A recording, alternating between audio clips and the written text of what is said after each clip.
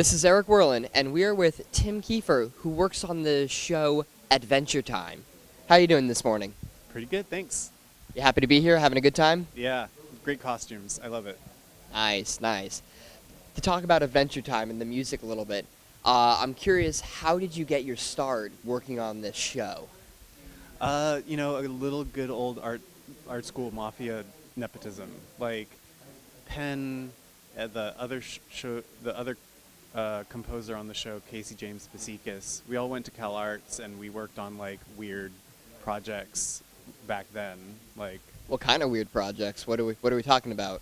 well, Penn's original character was like Bueno the Bear, and so that was he was doing content like making little student animations with that character, and then just because we were all doing weird stuff, then like Casey and I made a track to go along like for Penn's one of his screenings, like one of his student screenings, and my claim to fame would be adding the elephant noise at the end of that track. That was my main Can we contribution. hear what that sounds like?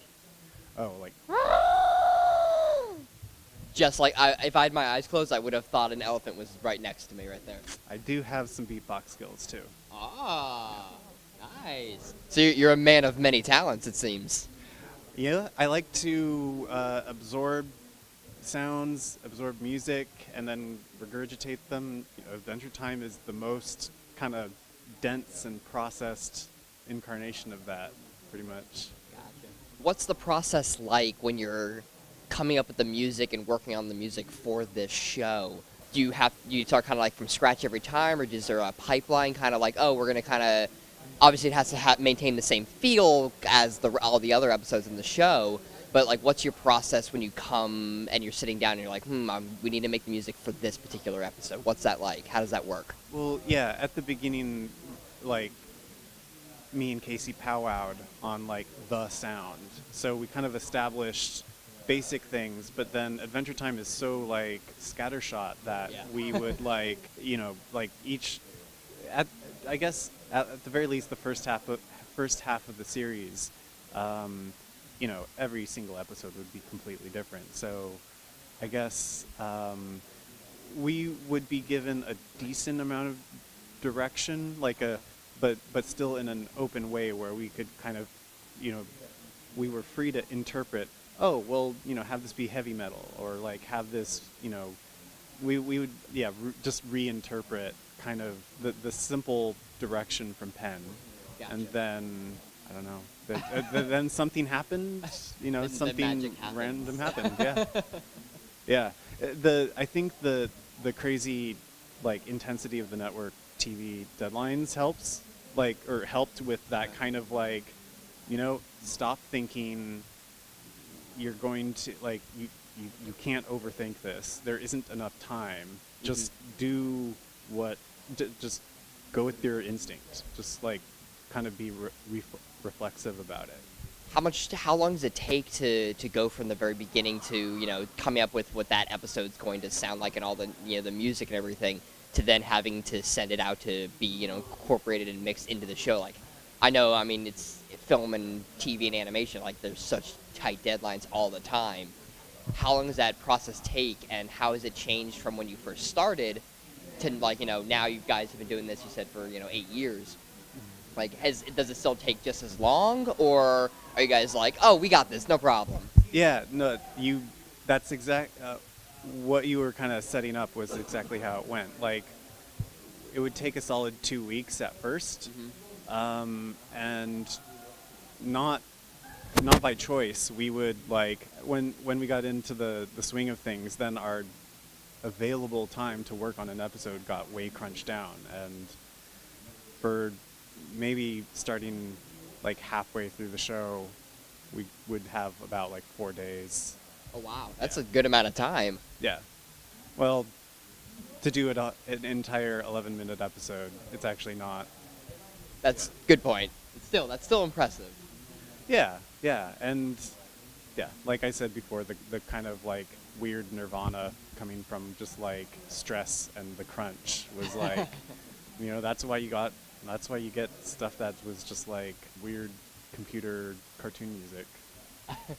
Do you still, when you watch the show, do you still feel just as much, not just pride, I'm sure you're always proud of your work, but do you still feel the same when you watch it as when you did when it first started? I mean, seeing, hearing the music, being like, yeah, that's my work, this is my creation. Do you still get the same, like, nostalgia feeling? Yeah, yeah. It's just like forever like connected, and yeah. So the further back I go in the series from when I was like starting to work on it, like it's just like, I mean, what was going on in my life at that time, and like it's inseparable. All the context, and then just how it was preserved. I mean, maybe more than I care to admit. Like my life was would kind of take shape to some extent based on what the episode was. Like, is it a coincidence that I had insomnia for the like insomnia episode? Who knows? Who knows? We may never truly know. Now, speaking more on like kind of your past experiences and what's gone on in your own personal life, when it comes to the show, do you ever think like, oh, I know exactly how that feels, like it needs to sound like this, or do you draw on how much influence like does your personal past life and experiences, how much does that still influence the show? Yeah, that's probably a lot, because I think the thing about Adventure Time, like the most important thing for Penn in like how he was directing us, he didn't care like how we achieved like whatever result, but just like what was important to him was establishing moods and like hitting emotions. And for what you're asking, like I've had some crazy ups and crazy downs, and like for some of the scenes in Adventure Time where they're like massive personal growth, or like like intense like sadness or disappointment or something, or I mean what a lot of people know is like the super hyper like upbeat kind of thing. All of that is fine, like kind of go into my subconscious and kind of like tease it out from there. Gotcha.